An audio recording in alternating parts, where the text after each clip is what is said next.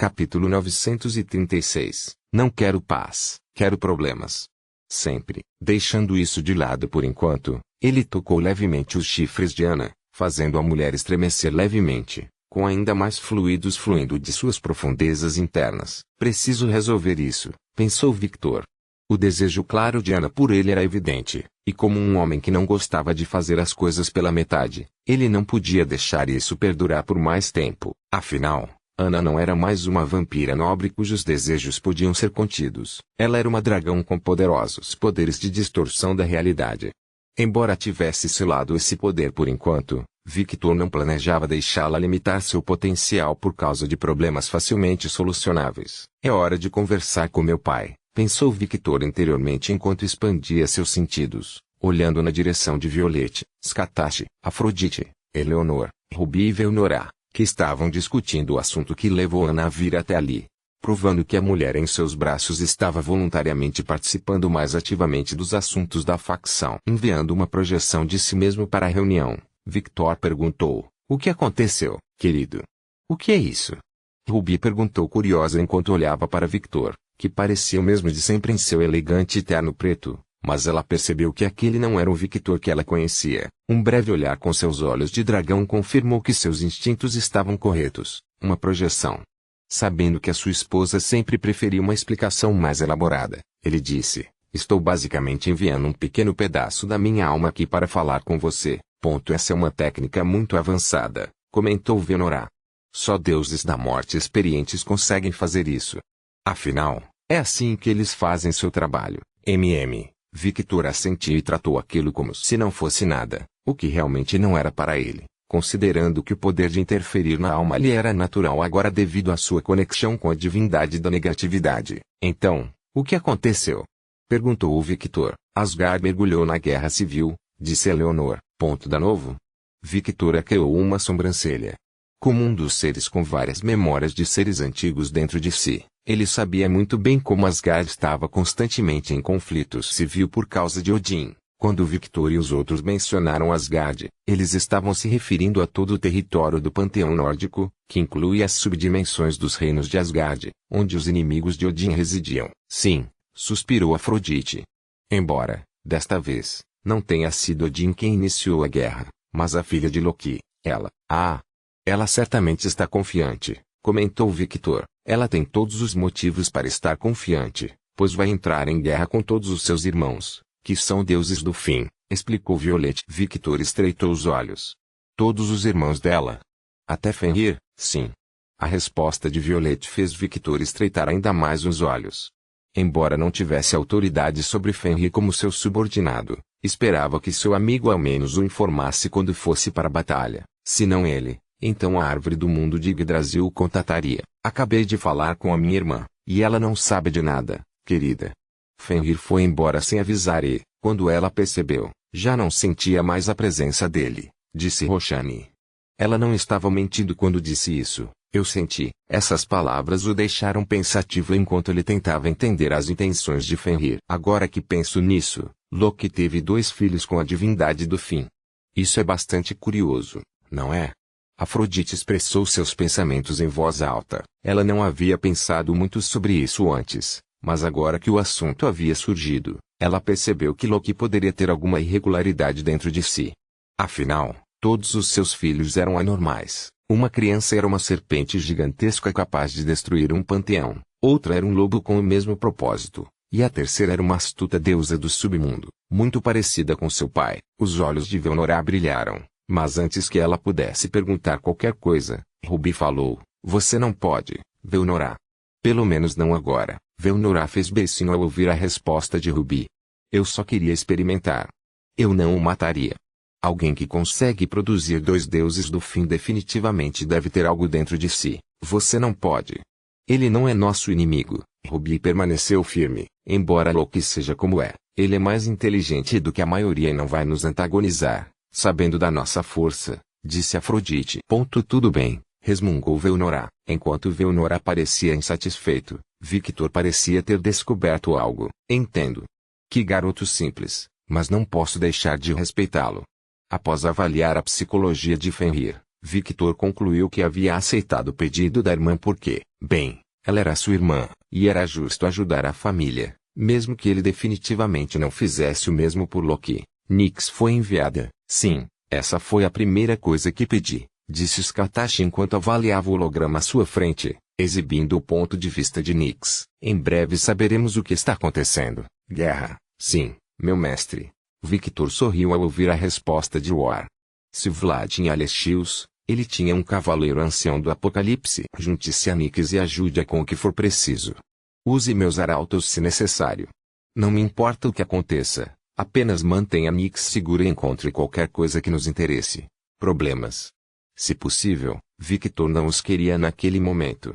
Afinal, ele tinha acabado de sair de uma porrada de problemas. Mas isso não significava que ele permaneceria passivo em qualquer situação que lhe trouxesse problemas. Se fosse pela sua família, Victor acolheria problemas, sempre, como desejar, meu mestre.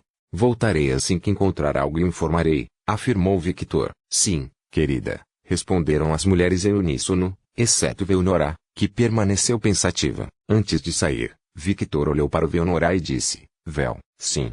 Seu processo de pensamento foi interrompido. E ela corou levemente ao ouvir o tom afetuoso de Victor. Você consegue transformar nossa facção em uma facção tecnológica que combine tecnologia e sobrenatural em menos de 100 anos? Veonorá deu um pequeno sorriso. 100 anos é muito tempo. Com meus poderes atuais, consigo fazer isso em 10. Muito bem. Embora você provavelmente já estivesse indo naquela direção, Victor riu um pouco quando viu Ruby desviando o olhar, como esperado de Darling. Mesmo que lhe pareça desinteressado e sempre alheio, ele está sempre observando, pensou Ruby. Vou ajudar a agilizar as coisas. Victor estalou os dedos e, naquele momento, Ruby, Veonorá e Aline, que estavam no inferno, sentiram uma conexão com algo, isso é, uma dimensão de bolso. Ruby perguntou, não exatamente, mas parecido. Você está conectado a um dos planetas do meu mundo interior. Usei essa representação para criar uma pequena dimensão onde armazenarei os itens. Ruby e Veonorá abriram lentamente os olhos em choque ao verem vários materiais sendo criados, de materiais mortais básicos, como ferro, a raros metais divinos, tudo era criado ali. Usando sua energia como compensação, Victor criou esses materiais para suas esposas. Victor olhou para Ruby seriamente. Junto com Hefesto, Skatashi e Dunskite, quero que você, Veonorá e Aline acelerem o progresso de tudo. Deixo você no comando de tudo, Ruby. Acredito que você saiba exatamente o que eu quero que você faça. Sim, eu quero. Ruby sorriu, um sorriso que se transformou num sorriso malicioso. Com certeza, ótimo. Se precisar de mais material, é só me avisar. Eu crio mais. Sim, querido. A projeção de Victor desapareceu e ele retornou ao seu quarto. Fufufufu. Isso está ficando emocionante. Ruby olhou para Veonorá e jogou algo para ela. Veonorá abriu as mãos e pegou um pendrive. Analise os dados sobre isso. Começaremos tudo com base nesses planos. Claro, com a sua tecnologia. Espero versões melhores que esta. Após analisar os dados, Veonorá regalou os olhos, vendo o projeto em suas mãos. Armas de destruição planetária. Soldados clonados trabalhando como formigas sob comando de uma rainha. E altamente avançada com consciência e lealdade à facção. Projetos para diversas fontes de energia infinitamente renováveis e até mesmo a ideia de usar um buraco negro inteiro estavam incluídos ali. Havia até armaduras semelhantes às de Veonorá, mas muito mais versáteis, capazes de se transformar em qualquer coisa que o portador desejasse. Armas que podiam destruir almas, causando morte permanente. Naquele momento, ela olhou para Ruby com um respeito renovado nos olhos. Ser capaz de criar um projeto tão grande em um lugar com tecnologia tão ultrapassada. Ela é definitivamente um gênio que pode até superar minha mãe. Ela mal sabia que as ideias que Ruby colocou no pendrive vieram de assistir a muitos animes de ficção científica, embora essa informação não diminuísse o seu crédito. Afinal, ter ideias de animes e tentar transformá-las em realidade era uma tarefa desafiadora. Todos esses dados. Você quer refiná-los ainda mais? Sim. Quero que tudo funcione com runas, sua tecnologia e a arte de Hefesto. Os olhos de Ruby brilharam de desejo. Construiremos uma facção tecnológica que fará com que ninguém ouse nos provocar. Quero que, quando esses seres pensarem em nos provocar, sua própria existência trema de medo da retaliação que será causada se eles nos atacarem. Eu respeito isso, Velnora sorriu. Também deveríamos preparar um plano de expansão. Se não podemos controlar tudo, podemos pelo menos ter influência em todos os lugares, sugeriu Violet. Eu concordo com isso também. Influência é muito importante. Afrodite concordou com Violet. Embora expandamos, precisamos ter em mente que não devemos entregar essa tecnologia ao público. Eleanor destacou algo importante. É claro que apenas coisas equivalentes a um micro-ondas para nós estarão disponíveis ao público. As coisas importantes estarão disponíveis apenas para o nosso povo. Hugh, se você aplicar isso, teremos que controlar o fluxo de produtos para evitar que as pessoas roubem, resmungou Afrodite, já prevendo a imensa quantidade de trabalho pela frente. Apesar de Victor ser o rei do inferno com mão de obra barata e quase ilimitada, o que eles precisavam para esta importante tarefa era mão de obra qualificada e leal. Seres com tolerância zero que também eram fortes. Eles precisavam espalhar esses seres por todas as dimensões, embora pudessem fazer isso com demônios. Simplesmente não era confiável. Demônios eram muito suscetíveis à corrupção e podiam mudar para o outro lado em busca de benefícios menores. Veja um exemplo prático. Apesar de todas as vantagens que Victor concedeu aos demônios, ainda havia demônios tolos que só queriam poder fácil e estavam dispostos a se vender a outros panteões por ele. Esses demônios geralmente eram os mais jovens, que queriam tudo fácil. A geração mais velha e aqueles que testemunharam os horrores de Victor jamais o trairiam por medo e respeito ao seu rei. Esses demônios geralmente desapareciam da face da terra graças ao esquadrão dos demônios das sombras. Havia um motivo para Victor investir tanto nessa espécie. O trabalho deles era o mais útil para sua facção. Colocar esses demônios nessa posição delicada para supervisionar novas tecnologias era um risco significativo porque sempre haveria idiotas no mundo, não importa a que raça eles pertencessem. Não se preocupem com isso agora, disse Velnora enquanto abria um holograma para todos verem. Se este projeto for iniciado, nunca mais nos faltará mão de obra de elite. Clones? Eleanor ergueu uma sobrancelha. Não são quaisquer clones. Clones leais, programados por uma superior que responde diretamente a Victor. Seres com semi-almas que podem ser programados para aprender com cada nova informação que lhes damos. Pense neles como máquinas de carne. Pense desta forma, os clones lutam contra um deus e, nessa batalha, perdem terrivelmente. Mas, na próxima atualização, eles podem dominar completamente este deus devido às informações que lhes demos. Isso é realmente incrível. Especialmente se colocarmos linhagens fortes nesses clones para melhorar seu papel. Velnora podia ver claramente o potencial desses guerreiros. Minha mãe queria fazer algo parecido no passado, mas seus objetivos eram muito ambiciosos. Ela queria a melhor raça do universo, enquanto Ruby só quer usar as linhagens nobres de vampiros modificadas de Victor. Na verdade, este projeto não precisa se limitar a vampiros nobres. Podemos criar sub-raças, por exemplo, vampiros com características de lobisomem ou vampiros com características de demônio. O limite desses soldados é definido apenas pelas nossas limitações, os criadores. Isto. Eleanor e Skatasha estreitaram os olhos ligeiramente. Como guerreiros, não sabiam como se sentir diante de seres como aqueles, mas não podiam negar a eficiência de que Velnora falava. Isso não é suficiente, Velnora. Clones são só o começo. Investigue mais profundamente a seção Poder de Combate, disse Ruby, olhando para o holograma que mostrava o ponto de vista de Nyx. A deusa da noite já se aproximava do panteão nórdico. Ela estava demorando porque precisava procurar no vazio entre as dimensões, o que era uma tarefa tediosa. Fazendo o que Ruby pediu, Velnora abriu a seção dos soldados e viu várias subespécies de dragões que poderiam ser controladas por eles, bem como dragões legítimos que não eram dragões verdadeiros como eles. Além disso, ela também viu um projeto chamado Necro. Ao abrir a pasta, ela viu várias ideias para criar um necromante, um ser que brilharia no campo de batalha com a quantidade de cadáveres existentes. E não era qualquer necromante, mas um necromante com poderes semelhantes aos de um dragão. Claramente, todas essas ideias foram criadas com a colaboração de Ruby e Victor. Embora a maioria delas tenha sido criada por Ruby, Victor não ficou de fora, e sua opinião como um dos seres mais talentosos da arte da guerra foi levada em grande consideração. Por isso, havia seres que poderiam ser criados por eles para todos os tipos de campo de batalha. Devido à sua linhagem, havia até um projeto para eles criarem armas biológicas na forma de um ser.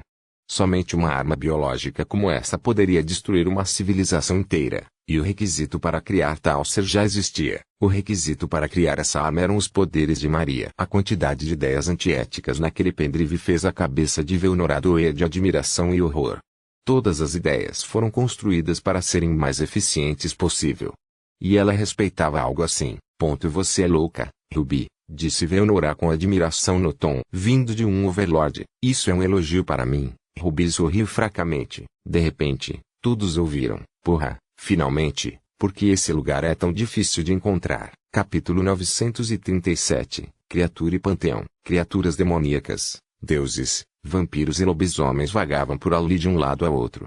Apesar de serem espécies diferentes que já haviam entrado em conflito no passado, tal coisa não existia ali. Todos se respeitavam, fosse por medo ou por respeito ao imperador. Imperador Deus.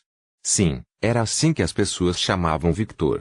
Apesar de não ser um título oficial e ser mais algo passado de boca em boca, o título meio que pegou entre a população. A razão para isso era simples. Victor já havia conquistado terras suficientes para ser chamado de imperador. A partir do momento em que reivindicou 2 panteões diferentes sob seu domínio, esse título começou a ser disseminado entre as massas com bastante naturalidade. No entanto, Nero suspeitava que as esposas de seu pai tivessem algum envolvimento nisso. Assim como seu pai, suas mulheres eram muito competentes no que faziam e poderiam ser consideradas gênios monstruosos em alguns campos. Enquanto Nero pensava, Opis observava a arquitetura do lugar com uma expressão curiosa. O sol escaldante do deserto banhava as antigas pirâmides com sua luz dourada, fazendo-as parecer gigantes de pedra surgindo de grãos de areia. Mas não eram apenas as pirâmides que brilhavam em ouro, pois a cidade era salpicada de toques de riqueza reluzente. Ao entrar na cidade pelos portões monumentais, os visitantes eram recebidos por estátuas dos deuses em ouro maciço. Pelo menos, Opis pensava que a estátua representava os deuses antigos que governavam o lugar. Agora, pelo que parecia, a estátua exibia a figura de seu pai. Era como se os cidadãos quisessem que as feições de seu pai fossem congeladas em homenagem à sua majestade eterna. Meu pai é mais bonito pessoalmente. Essa era a opinião sincera de Opis ao olhar para a estátua. Mesmo que ela parecesse incrível e tivesse o trabalho artesanal de adornar com detalhes dourados, que brilhavam conforme o sol se movia no céu, os deuses ainda eram inferior à coisa real. Voltando à caminhada, as estreitas ruas de paralelepípedos estavam ladeadas por edifícios adornados com detalhes dourados, que brilhavam conforme o sol se movia no céu. Os mercados da cidade eram um espetáculo festivo de diversidade. Tudo estava lá, de artefatos demoníacos a divinos, passando por peças de arte da história humana. Havia até esculturas esculpidas com precisão que, mais uma vez, refletiam a imagem de Victor, cobertas por joias brilhantes de várias cores.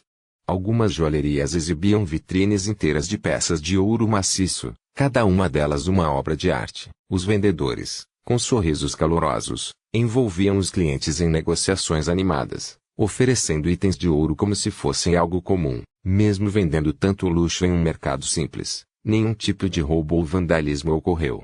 Afinal, nem todos os vendedores ali eram pessoas comuns. Eram deuses, demônios, vampiros e lobisomens poderosos. Mas o principal motivo para nada acontecer era a forte segurança do local. Com os sentidos de Opis, ela conseguia ver várias forças opostas agindo como policiais. Mas, diferentemente da polícia humana, que era em sua maioria incompetente, ali eles trabalhavam com ferocidade, devoção e fanatismo. A lei do imperador era absoluta, e se eles não obedecessem, bem, o inferno estava a apenas uma dimensão de distância. Chegando ao centro da cidade, o majestoso templo de Ra brilhava, um templo que havia sido completamente tomado por Afrodite.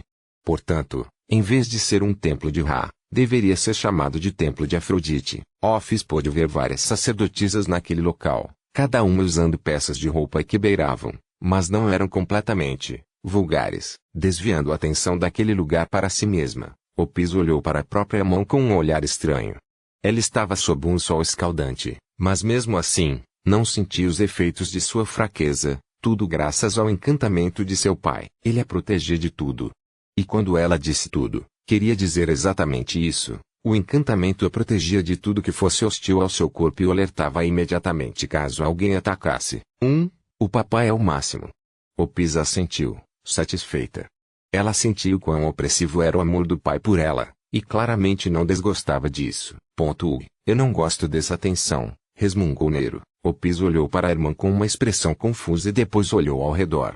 Só então percebeu que estava sendo observada por todos. O motivo dessa atenção era obviamente porque elas eram filhas do imperador. Para evitar possíveis problemas, as identidades das pessoas relacionadas a Victor foram divulgadas em uma lista. No entanto, os nomes colocados na lista se referiam apenas ao que as pessoas comuns já sabiam ou deduziam, e não às suas relações com Amaterasu e Velnora. Algumas das esposas também permaneceram anônimas, como Mizuki e as criadas, e algumas mulheres como Nati, Carmila e Perséfone também não apareceram na lista. Tudo isso era uma tentativa de controlar a informação.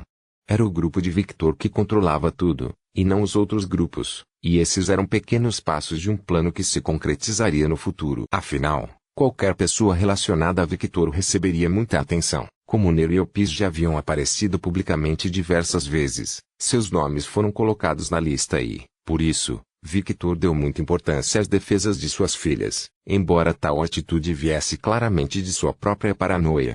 Afinal, as garotas não eram fracas e, com os artefatos que ele lhes deu, elas se tornaram ainda mais mortais. Você deveria ter se acostumado, Nero, disse Opis. Ela se lembrava de que a mesma coisa aconteceu quando foram até Nightingale. Eu sei, mas ainda é irritante, sofrendo com o sucesso, hein? Comentou Opis. Os olhos de Nero tremeram um pouco ao ouvir a observação de Opis. A cada dia, Opis crescia mais e mais, e recentemente se tornara um pouco sarcástica. Era uma garota silenciosa que falava quando necessário, mas podia ser um pouco brincalhona com aqueles de quem era próxima. Claramente, as influências de Violette e Ruby estavam passando para a garota. Nero só esperava que ela não ganhasse a habilidade de falar palavras vulgares de Violette e Agnes. Embora, na frente do pai, ela se comporte como um anjinho inofensivo, observou Nero. Office claramente gostava de ser mimada e adorada pelo pai, embora eu também seja assim. Ela corou levemente ao se lembrar de sua atitude mimada. Enquanto os dois caminhavam pela cidade e ignoravam os seres ao redor que os olhavam com curiosidade, eles pararam em frente a um enorme estabelecimento. Escravos. Nero se virou e olhou curiosamente para o lugar. Você quer um escravo, Nero? De jeito nenhum. Eu só estava curioso, nada mais. Opis apenas assentiu enquanto olhava para o estabelecimento e então se virou e começou a andar. Ao ver a irmã se afastando, Nero a seguiu. Opis parou de andar de repente e olhou para o telhado. Então, com um leve empurrãozinho de pernas, saltou em direção ao telhado. Nero ficou confuso com o gesto repentino da irmã, mas mesmo assim a seguiu. Parando no topo do telhado, as duas meninas olham para baixo. Tantos deuses. Incrível. Pai é o mais forte. Por que você está tão surpreso? Quer dizer, eu sei que ele é o mais forte, mas ver pessoalmente o resultado de suas conquistas e ouvir sobre o resultado é completamente diferente. Como eram apenas adolescentes, não lhes era permitido ver o histórico de guerra mais dominador e sangrento de Victor. Por isso, Nero ficou surpreso ao ver tantos deuses fortes sendo tratados como escravos, uma surpresa que não ocorreu com Opis. Afinal, em sua mente, seu pai era o mais forte, e ninguém, nem mesmo seu outro pai, poderia derrotá-lo. Portanto, era natural que ele conquistasse tudo e estivesse acima de todos. Enquanto os dois observavam o local com curiosidade, os escravos abaixo sentiram a presença das duas garotas. Não é como se tentassem se esconder. Quem são elas?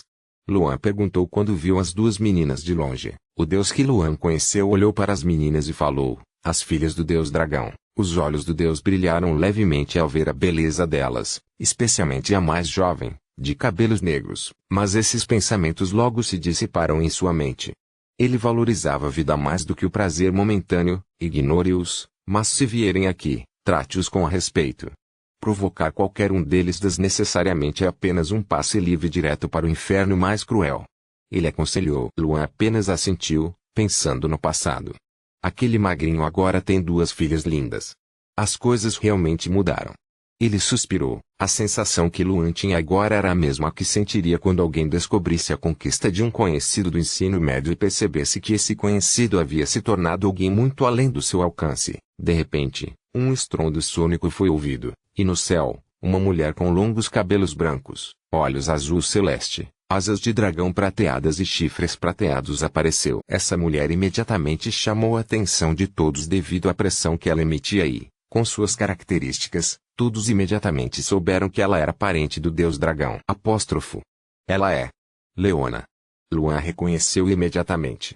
Embora diferente e muito mais definida do que no passado, era claramente a garota que sempre fora amiga de Victor. E pensar que ela cresceria e se tornaria tão linda. Nossa, Leona, murmurou Pis. O que você quer dizer com Pis? O sorriso de Leona se estreitou. Você e sua irmã estão sendo travessas. Como podem sair sem proteção? Nós não saímos sem proteção. Olha. Nero sacou o revólver que ganhou do seu pai. Não tente bancar o espertinho comigo, Nero. Você sabe muito bem do que estou falando. Os olhos de Leona brilharam levemente, fazendo o Pis e Nero estremecerem um pouco. Leona flutuou em direção ao Pis e Nero. Aproximando-se delas, ela pegou as duas garotas como se fossem dois gatinhos. Ela suspirou ao ver as expressões de derrota das duas garotas. Seu Pis e Nero já estão assim, nossas futuras filhas serão ainda piores. A culpa é toda da Darling, que as mimou tanto. Ela rosnou no final. Era um acordo tácito entre as esposas de que manteriam a disciplina entre as filhas porque, se dependesse de Victor, ele as deixaria fazer o que quisessem. Afinal, ele era um pai amoroso, embora a viagem não fosse perigosa para as meninas, por estarem em seu próprio território. O erro delas foi partir sem a proteção de uma das esposas. Normalmente, quem as acompanharia seria Metis, mas a própria mulher estava ocupada agora. Eu queria saber mais sobre o lugar. Pis comentou, derrotada. Ela sabia que agora teria que voltar para a mansão e levaria mais tempo para sair. Afinal, eles só poderiam sair com alguém os protegendo, mas estavam todos incrivelmente ocupados devido à carga de trabalho de administrar o lugar. Leona, vendo isso, suspirou novamente, desta vez com pena no coração. Tudo bem, eu vou te acompanhar, mas você tem que ficar na minha frente, sério? Pis perguntou animadamente. Sim. Ela assentiu. Tenho alguns assuntos para tratar, então você me acompanhará, Pis assentiu enquanto Nero apenas assentiu junto com ela. Leona, Pis e Nero desapareceram e então emergiram de um portal gigante criado por Natalia. Leona, você votou, disse Natalia. Eu trouxe as duas. Ela falou enquanto colocava as duas garotas no chão. Comportem-se, ok? Novos moradores vão aparecer. Entre eles também há deuses, e vocês sabem como eles são. Natalia falou com as duas garotas. Não quero ter que fazê-los desaparecer de existência. Quanto a isso, não precisa se preocupar. Amaterasu é a esposa de Darling, então ela sabe como lidar com isso, disse Leona. Bem, não custa nada avisá-los. Natalia deu de ombros. Capítulo 938, Criatura e Panteão. 2. Falando de Amaterasu, uma deusa com longos cabelos negros, vestindo seu traje real que parecia ser uma mistura de um kimono antigo e um vestido nobre, passou pelo portal. Como deusa rei, as mudanças causadas por sua mudança de raça foram tão ridículas quanto as de Nix e Gaia, que eram primordiais. Seu domínio sobre a divindade do sol havia atingido o mesmo patamar que Afrodite também havia alcançado no passado. Ao mesmo tempo, suas outras divindades também haviam obtido um aumento qualitativo em proficiência. Embora, diferentemente de Afrodite, ela tenha fundido suas divindades para criar uma nova que representasse as divindades de seu passado. Tal coisa não aconteceu com Amaterasu. Victor não sabia exatamente por que isso aconteceu, mas teorizou que, como as outras divindades que Amaterasu possuía não eram tão fortes quanto sua divindade do sol, não houve mudanças significativas. Onde estamos hospedados? Perguntou Amaterasu. Fale com Afrodite. Ela é responsável pela distribuição e gestão do território. Amaterasu assentiu ao ouvir a resposta de Natalia. Onde está Afrodite agora? Ela está atualmente em nossa casa, respondeu Natalia. Muito bem. Abra um portal para mim, por favor. Amaterasu falou com um pouco de dificuldade no final. Como uma rainha que governava acima de todos em seu panteão, ela estava acostumada a ordenar que as pessoas fizessem o que ela quisesse, mas sabia que não podia fazer o mesmo com as esposas de seu marido. Afinal, nenhuma delas ocupava uma posição superior à outra, todas eram iguais. Pelo menos, era o que parecia superficialmente. Todas as meninas sabiam, observando as interações de Victor com elas, que Violette, Sasa, Ruby, Afrodite, Ana, Skatashi, Leona, Roshani, Agnes, Natasia e Kaguya estavam em uma posição ligeiramente superior à delas, especialmente Anne e Violette. As duas mulheres tinham a maior autoridade entre as esposas, embora essa autoridade não se manifestasse de forma ostensiva. Por exemplo, Violeta e Ana não pediam às meninas que as obedecessem. As meninas o faziam porque sabiam que Violeta e Ana tinham um lugar especial na vida de Victor. Afinal, elas eram as primeiras mulheres em sua vida. Essa era uma posição que Leona, Ruby, Sasa, Afrodite e Scartace também ocupavam. No entanto, elas eram as segundas em autoridade, atrás apenas de Ana e Violeta, embora essa disparidade fosse mínima. Afinal, todos sabiam que Scartace detinha grande autoridade entre as mulheres, assim como a própria Afrodite. Essa autoridade vinha do fato de que foi Scartace quem moldou o Victor no guerreiro que ele é hoje, enquanto foi Afrodite, com sua habilidade de socializar, que uniu todas as esposas. Foi devido a essas pequenas nuances e pontos-chave importantes que o harém de seu marido era bastante harmonioso quando comparado aos reis ou imperadores humanos, embora, sem dúvida, o componente mais importante em tudo isso seja Victor, pensou Amaterasu distraidamente. Victor era a cola que unia todos ao seu redor. Sem ele, nada disso seria possível. Afinal, havia várias mulheres com personalidades fortes ali, e se não fosse por ele e pelo respeito que as mulheres tinham por ele e sua força, um grande conflito provavelmente já teria ocorrido. Enquanto um portal lentamente começava a se formar na frente de Amaterasu, ela ponderou sobre várias coisas relacionadas à sua posição atual e aos problemas atuais relacionados à realocação de alguns deuses para este lugar. Quando o portal estava totalmente formado, ela flutuou casualmente através dele e se viu no mundo pessoal de seu marido. A única razão pela qual ordenei que meus subordinados viessem morar nestas terras é porque sei que este lugar será o foco central de todo o desenvolvimento do meu marido. Quando Amaterasu deu a ordem, muitos deuses demonstraram abertamente seu descontentamento. Eles não queriam deixar Takamagara. Mas não tinham escolha. Não quando uma deusa dragão do calibre de Amaterasu os desprezava. A força de Amaterasu era agora muito maior do que a de sua mãe e seu pai, que eram primordiais de primeira geração, mas ela não deixou que isso lhe subisse à cabeça. Sabia que, embora fosse a mais forte de Takamagara, entre as esposas de Victor, estava longe de ser o suficiente. Amaterasu tocou levemente os chifres negros em sua cabeça. Os chifres, seus olhos e o coração de dragão que pulsava poderosamente em seu peito eram prova mais do que suficiente de que ela não era mais uma deusa shintoísta pura. Em troca de um futuro melhor, ela renunciou ao seu corpo anterior e proclamou sua lealdade a Victor. Bem, não é como se eu estivesse perdendo alguma coisa ou fazendo um grande sacrifício. Victor parecia um monstro malvado, mas para aqueles ao seu redor, ele era incrível. Ela não poderia ter pedido um marido melhor, que não fosse apenas muito bonito, mas também muito competente em satisfazer suas mulheres. Suas bochechas ficaram levemente vermelhas enquanto ela pensava no que aconteceria em algum momento no futuro. Amaterasu balançou a cabeça de um lado para o outro, ignorando seus pensamentos, e flutuou em direção a onde sentiu Afrodite. Quando Amaterasu saiu, uma mulher com longos cabelos negros, vestindo um kimono preto com detalhes dourados, entrou pelo portal. Aruna, está tudo pronto do outro lado? Perguntou Leona. Aruna assentiu. Ao contrário de antes, ela não estava usando a forma de raposa e estava exibindo propositalmente suas feições dracônicas para declarar a todos que tipo de relacionamento ela tinha com Victor e que tipo de ser ela havia se tornado. Embora essa forma atual fosse sua verdadeira aparência, Aruna ainda usava sua habilidade de metamorfose para se transformar em uma raposa de 9 caudas. Afinal, ela realmente gostava quando seu marido acariciava suas caudas. Estranhamente, o processo de se transformar novamente em raposa foi quase instintivo.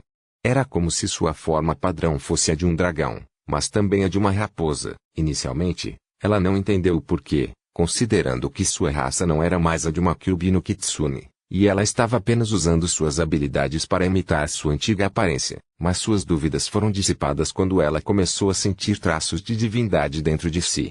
Ela suspeitava que sua divindade estivesse de alguma forma relacionada às raposas e à lua, o que não era incomum. Apesar de ser um dragão agora, por muito tempo, a maior parte de sua existência fora de uma raposa, e ela tinha muito orgulho de ser uma raposa.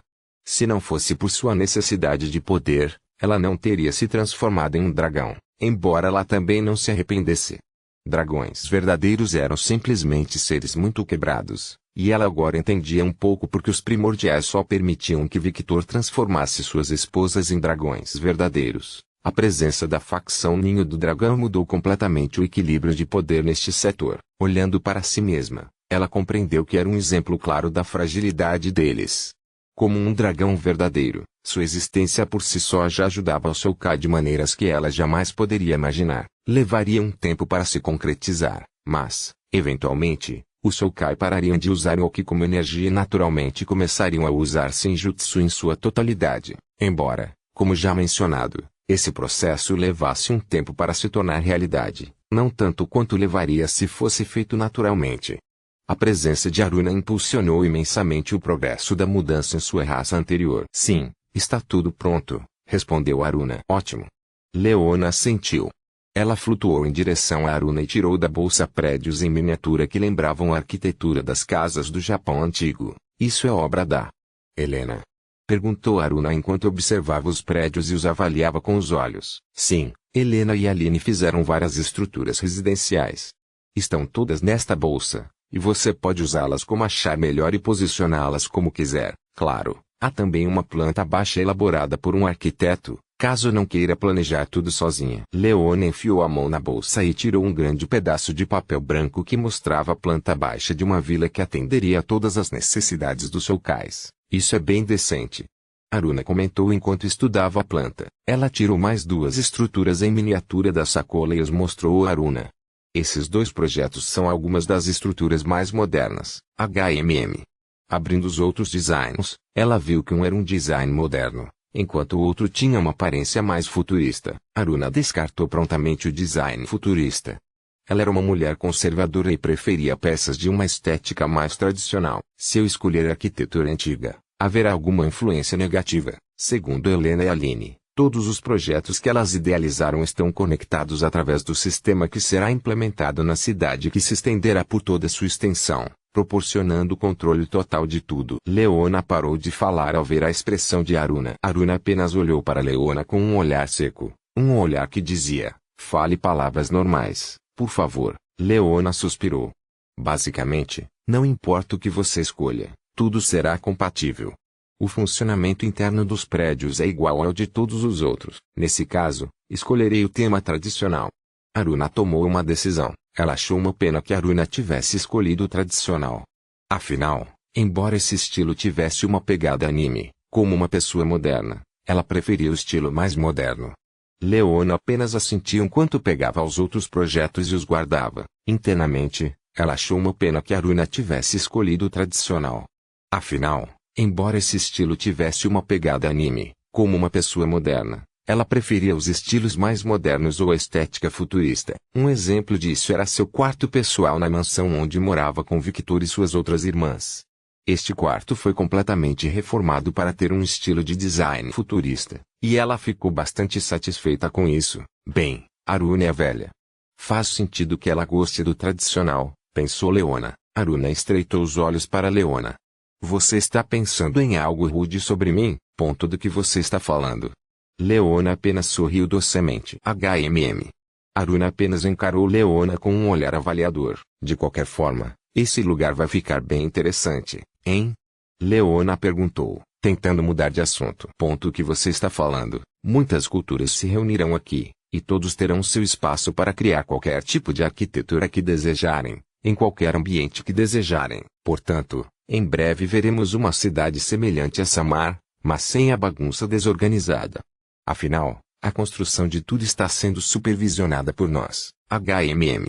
Aruna olhou ao redor e viu a arquitetura egípcia, arquitetura demoníaca, arquitetura vampírica, arquitetura lobisomem e até mesmo alguns edifícios modernos e futuristas ao redor. Embora parecesse caótico, na verdade não era. Cada lugar estava sendo construído com o objetivo de lhe dar uma aparência única. Diversas culturas e estilos poderiam ter se misturado em um único caldeirão, mas não eram bagunçados, é verdade. Este lugar será interessante no futuro. Aruna ergueu as sobrancelhas ao ver uma torre enorme no horizonte e um castelo branco ao longe que parecia estar em construção. Aquela torre. Não me diga, sim. É a versão antiga de A Torre dos Pesadelos. O que ele está fazendo aqui? O plano de Darling é empoderar os cidadãos. Aruna olhou ao redor e viu que ninguém estava olhando para a torre gigantesca. Era como se ela nem existisse. O que está acontecendo? Porque estão ignorando. Eles não conseguem ver, pelo menos ainda não. Nós só nos vemos por causa dos nossos sentidos. O mesmo se aplica ao Castelo Branco, que será o local onde receberemos visitas. Isso é tão exagerado. Aruna murmurou. É uma questão de aparência. Precisamos exibir nossa grandiosidade. O castelo foi planejado para ser grande o suficiente para acomodar nossas formas de dragão. Opis e Nero acompanharam o processo de migração do Shokai, bem como de alguns deuses do panteão shintoísta, como Natalia, Leona, Aruna e Amaterasu. A Torre dos Pesadelos também está sendo colocada no inferno para criar ainda mais elites para nós. Presumo que a versão atualizada esteja disponível apenas para nós pessoalmente, correto? Leona sorriu. Precisamos manter o monopólio, e esta torre aprimorada será crucial para nos ajudar a controlar nossos poderes. Aruna assentiu. De repente, as duas dragonesas sentiram uma intenção assassina ao seu redor. Olharam na direção dessa intenção assassina e viram Nero e Opis olhando para os Shokais, que saíam do portal com hostilidade. Especificamente, estavam olhando para o Shokai Kamaitachi, a mesma raça Yokai que os perseguiu durante o incidente no Japão. Os pobres Kamaitachi e Yokai, que não tinham nada a ver com o incidente, suavam frio, com o terror estampado no rosto. Apesar de ainda não serem dragões verdadeiros, Nero e Opis não eram fracos. Na verdade, graças ao treinamento de Victor, ao sangue nutritivo que ele lhes dá, bem como aos artefatos de qualidade divina em seus corpos, eles eram fortes o suficiente para enfrentar um deus do combate de baixo nível, o que era uma quantidade ridícula de força, considerando que eles eram apenas crianças e bebês para os padrões dos vampiros nobres. Quando Aruna e Leona estavam prestes a intervir, Natalia apareceu na frente das duas garotas. Opis, Nero. O que vocês dois estão fazendo? Ela perguntou com um tom áspero. Opis ia dizer algo, mas no final, ela não disse e apenas continuou encarando o Yokai enquanto uma aura de raposa de 9 caudas aparecia ao seu redor. Essa aparição fez com que Aruna arregalasse os olhos ao sentir a presença de um membro Yokai de seu clã Opis. O que é isso? Ela não tinha isso antes, né? Bem, Darling fez alguma coisa. Provavelmente. Quando coisas estranhas como essa acontecem, sempre culpe Darling, porque ele geralmente está envolvido. O que ele fez para despertar o sangue Yokai nela? Não sei, disse Leone e então pensou. Isso não faz dela uma híbrida de Yokai e vampira nobre. Ela não é uma híbrida, mas uma vampira nobre com características de uma raposa de 9 caudas, explicou Aruna após observar Opis atentamente. O mesmo caso com Morgana e Eleonora então, sim. Pergunto novamente, o que você está fazendo? Não direcione sua intenção assassina a seres inocentes. Eles não são responsáveis pelo que aconteceu com você. Você sabe claramente que seu pai já caçou e assassinou todos os responsáveis por aquele incidente, certo? Pensando em seu pai, sua intenção de matar começou a desaparecer. Sinto muito, Natalia, disse Nero depois que ela se acalmou um pouco. Sinto muito. Opis falou. A expressão severa de Natalia desapareceu e ela sorriu gentilmente. Por que vocês não vão se divertir lá fora? Natalia gesticulou com a mão e, no instante seguinte, um portal surgiu horizontalmente a poucos metros do chão. Segundos depois, Pepper, Lacus e Siena caíram, aterrissando uns sobre os outros, amontoados no chão. O guiar. Pepper gritou ao sentir o peso das irmãs sobre ela. Sai de cima de mim, você é tão pesada. Hugo. Lacus gemeu quando sentiu o peso de Siena em cima dela. Natália, qual é o seu problema? Eu estava descansando, rosnou Siena. Pare de ser preguiçoso e vá cuidar de Nero e Opis. Garanta que eles se divirtam. Eu não sou. Quando Siena estava prestes a recusar. Ou devo contar a Victor e Skatashi que vocês estavam por aí?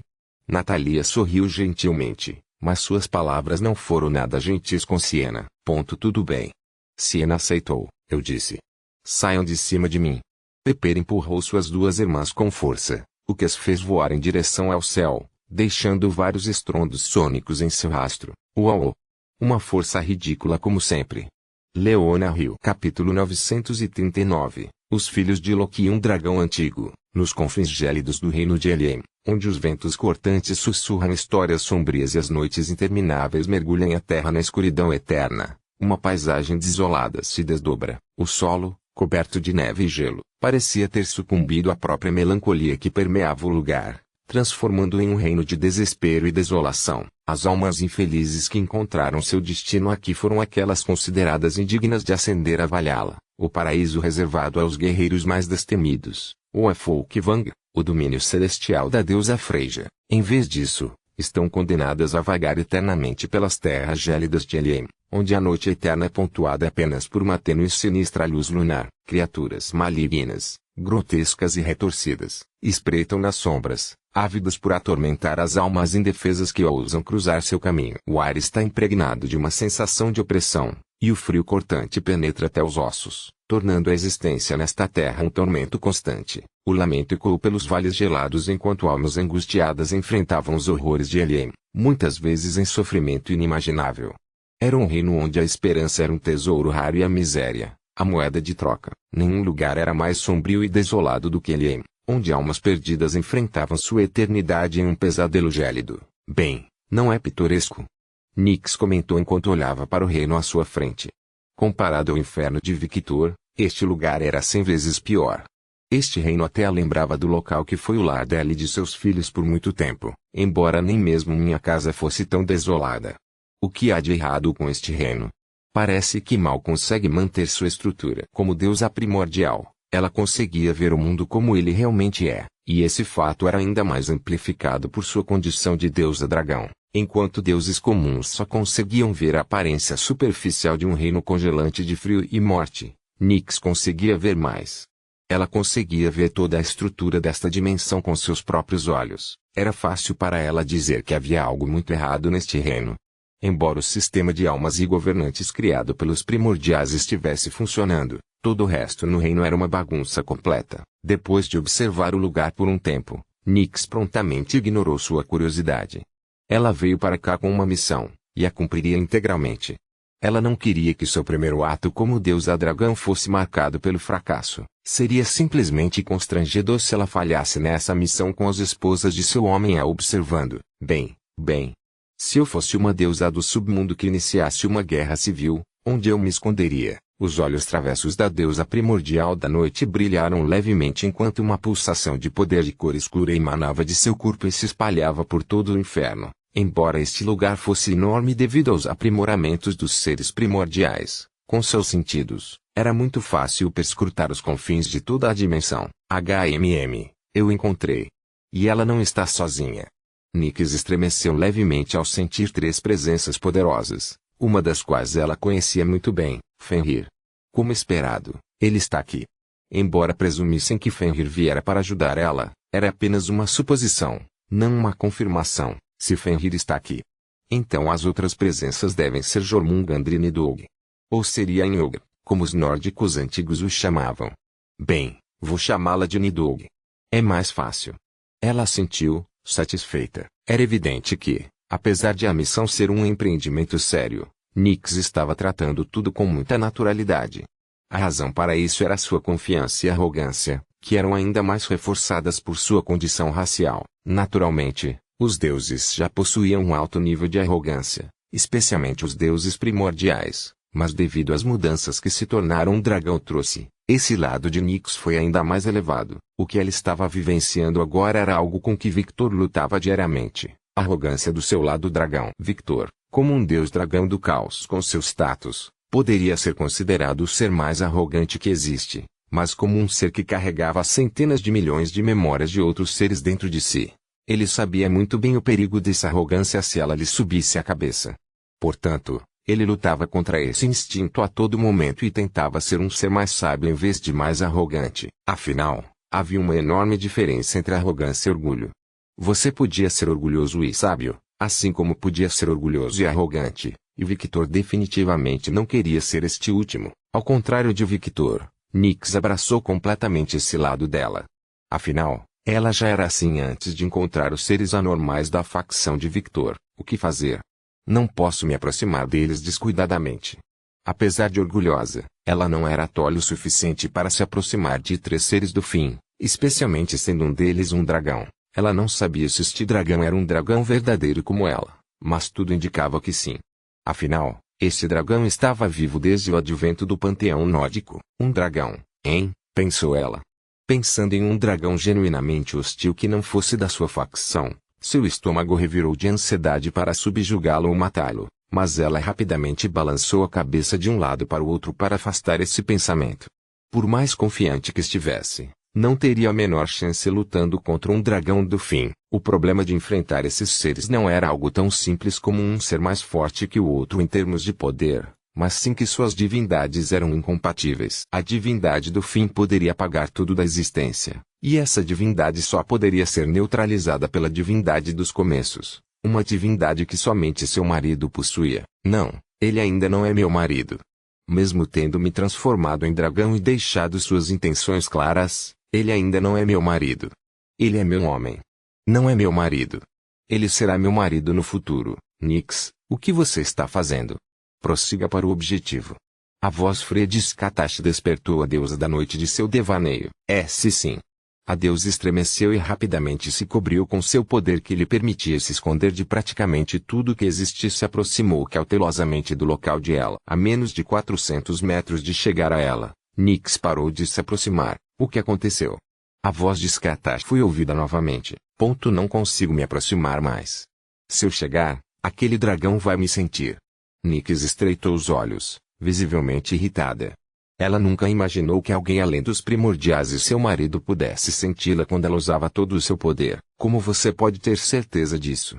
Perguntou Violette, confusa. Instinto, respondeu Nyx. Ao se transformar em dragão, ela adquiriu uma percepção instintiva de certas coisas, e a maioria delas estava relacionada à sua divindade e à sua capacidade de se esconder. Naquele momento, uma distorção espacial feita de pura escuridão apareceu perto de Nyx, e 5 seres com asas feitas de pura escuridão emergiram. O aparecimento desses seres foi uma surpresa tanto para Nyx quanto para os outros que observavam a situação. Qual o motivo da surpresa? O aumento do número de seres do mesmo tipo que a guerra. Victor adicionou mais desses seres como subordinados? Perguntou Violette. Aparentemente, sim, disse Eleanor. Honestamente, esses seres me fazem sentir enjoada, resmungou Afrodite, e os outros, assim como Nyx, não puderam deixar de concordar com Afrodite. As sensações que tiveram ao observar esses seres eram muito incongruentes. Era como se estivessem observando algo que não tinha autorização para existir, algo que ia contra a natureza, mas, ao mesmo tempo, fazia parte dela. Por isso, deduziram que essas sensações vinham de seus sentidos como dragões. Afinal, dragões eram seres da natureza. Ironicamente, o mesmo tipo de sentimento podia ser sentido por Victor, e em um nível muito mais forte do que o normal. Mas isso só acontecia quando ele usava sua forma de dragão. Em sua outra forma, tal sentimento desaparecia completamente. A única diferença entre os dois era que a guerra e os arautos eram feitos com energia caótica, e até então, sua raça era desconhecida. Eles não eram anjos como as asas os faziam parecer, não eram vampiros, nem mesmo dragões. Eram algo completamente novo, feito exclusivamente por Victor. Se o lado dragão de Victor tinha dragões verdadeiros como seus servos e companheiros, seu lado horror cósmico tinha esses seres como seus servos. A melhor maneira de explicar a existência desses seres era: eles eram arautos. Arautos da vontade do deus dragão do caos, Ladinix. Viemos seguindo a vontade do nosso deus. War falou enquanto os outros 4 permaneceram em silêncio. Saindo do choque, ela falou: qual é sua missão? Informação, proteção e coleta. As sobrancelhas de Nyx se contraíram ao ouvir as palavras proteção. Na verdade, ela se sentiu profundamente ofendida. Ela era um dragão e uma deusa primordial. Não era tão fraca a ponto de precisar de proteção. Mas não comentou sobre isso, sabia o motivo. A vontade de Victor, mesmo que ela fosse a mulher mais forte do mundo, Victor ainda se preocuparia com ela e, ao pensar nisso, o sentimento de ofensa que ela sentia se transformou em felicidade genuína. Ele está preocupado comigo. Apesar de querer mascarar suas emoções, ela não conseguia fazê-lo completamente, não aos olhos de War. Ele podia perceber como ela se sentiu ao receber essa informação por completo. Mulheres. Ele bufou internamente. Seres tão complicados. Eu me pergunto por que meu Deus perde tempo com elas. Sendo um progenitor, Victor não precisava realizar atos libidinosos para criar membros de sua própria raça. Ele poderia facilmente fazer isso simplesmente doando sua energia a outro ser. Dessa forma, esse ser se tornaria da mesma raça que ele, mas não seria tão poderoso quanto aqueles seres criados diretamente por seu Deus. A prova da grandeza de seu Deus foi que ele pegou o lixo que Guerra considerou inútil e, com sua energia, os transformou em seres capazes de enfrentar os deuses primordiais.